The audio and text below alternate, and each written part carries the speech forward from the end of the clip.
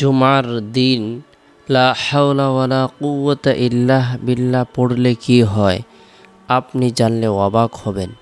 জুমার দিন সাপ্তাহিক সকল দিন থেকে শ্রেষ্ঠ দিন। জুমার দিন ঈদুল ফিতর ঈদুল আজহার দিন থেকেও উত্তম দিন। জুমার দিন আল্লাহ তাআলার পক্ষ থেকে অসংখ্য অগণিত নিয়ামত প্রদান করা হয়ে থাকে। জুমার দিনে অথবা রাতে কোনো মুমিন মুসলমান যদি ইন্তেকাল করে মারা যায়, আল্লাহ পাক রব্বুল আলামিন তাকে কবরের ফিতনা, কবরের সওয়াল জবাব, কবর আযাব থেকে নিরাপত্তা দান করবেন। আল্লাহ তাআলা তাকে শহীদি মর্যাদা দান করবেন।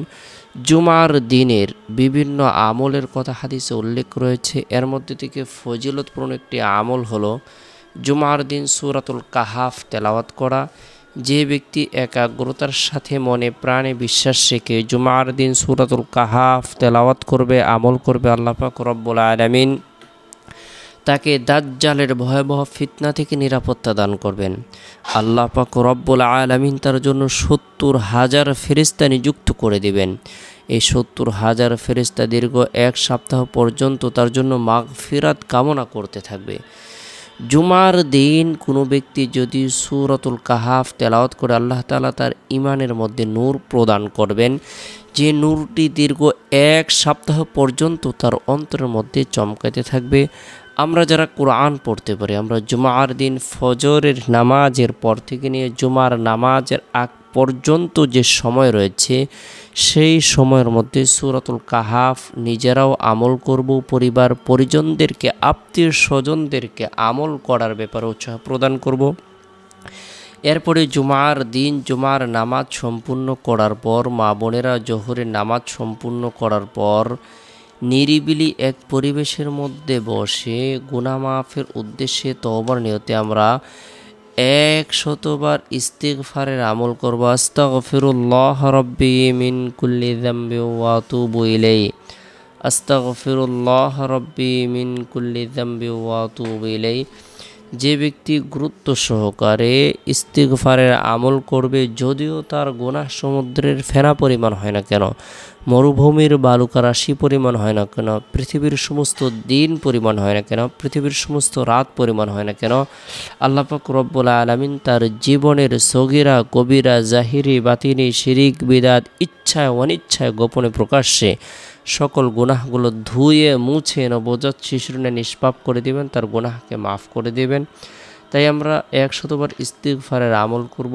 এরপরে বরকতপূর্ণ এই দিনে গুরুত্ব সহকারে রাসূলের শিখানো বরকতপূর্ণ এই দোয়াটি আমরা ১০০বার আমল করব। লা হাওলা ওয়ালা কুওয়াতা ইল্লাহ বিল্লাহ, লা হাওলা ওয়ালা কুওয়াতা ইল্লাহ বিল্লাহ।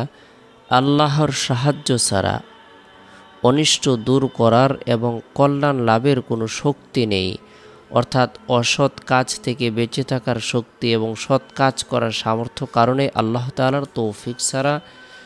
হযরত আবু মুসা আশআরী রাদিয়াল্লাহু তাআলা আনহু বলেন, রাসূলুল্লাহ সাল্লাল্লাহু আলাইহি সাল্লাম আমাকে বললেন, হে আব্দুল্লাহ ইবনে কায়েস।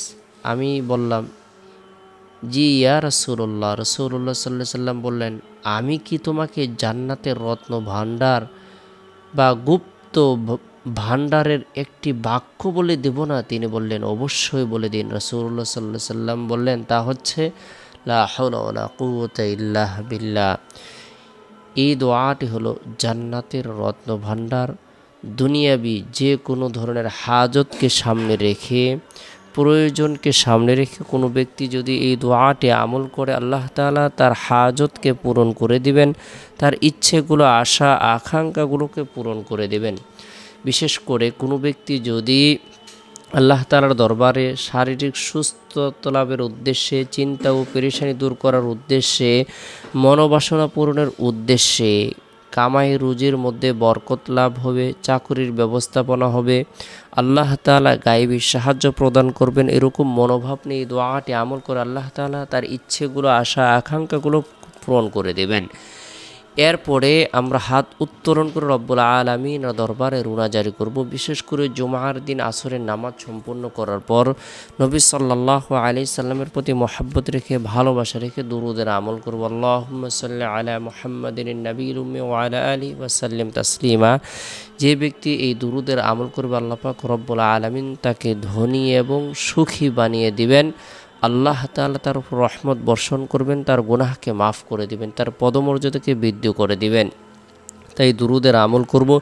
এরপরে জুমার দিন শেষ হওয়ার পর যে রাত আসে, এই রাতটি হলো বরকতপূর্ণ একটি রাত। এই রাতের মধ্যে বিশেষ করে এশারের নামাজ সম্পূর্ণ করার পর সুবহানাল্লাহ 33 বার, আলহামদুলিল্লাহ 33 বার, আল্লাহু আকবার 34 বার এই তাসবিহ তাহলিল তাকবীর পাঠ করব। যথাসময়ে আল্লাহর নাম নিয়ে ঘুমিয়ে যাব।